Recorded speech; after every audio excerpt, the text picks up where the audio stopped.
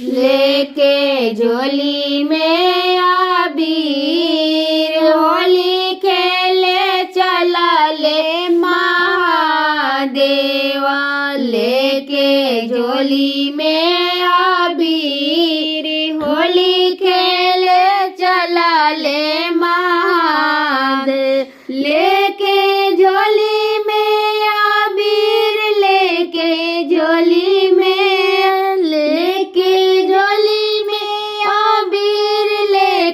झोली में अबीर होली खेले चला ले महादेव।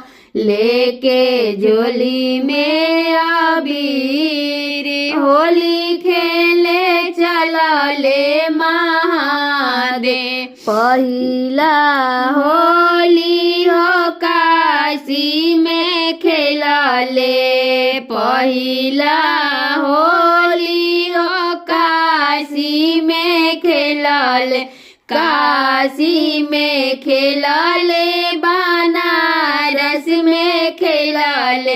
काशी में खेला ले बनारस में खेला ले। भइले बनारस लाले लाल हो। भइले बनारस लाले लाल हो। होली खेले चला ले महादेव।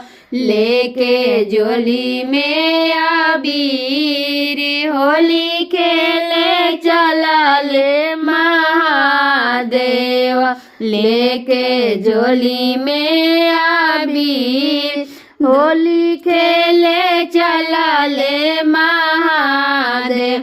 दूसरा होली अवधपुर में खेला ले। दूसरा होली अवधपुर में खेला। भइले राम लखन लाले लाल हो। भइले राम लखन दुनु लाल हो। होली खेले चला ले महादेव। लेके झोली में अबीर होली खेले चला ले महादेव। लेके झोली में अबीर होली खेले चला ले महादेव। तीसरा होली वृंदावन में खेला ले। तीसरा होली वृंदावन में खेला ले। भइले कृष्ण बाले राम लाले लाल हो। भइले कृष्ण बाले राम लाले लाल हो। होली खेले चला ले महादेव। लेके झोली में अबीर होली खेले चला ले महादेव।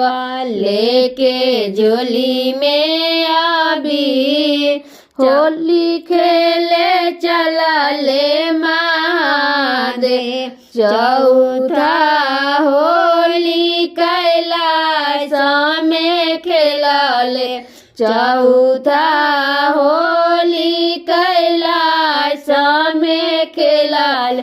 भक्त भगवान लाले लाल हो। भक्त भगवान लाले लाल हो। होली खेले चला ले महादेव। लेके झोली में अबीर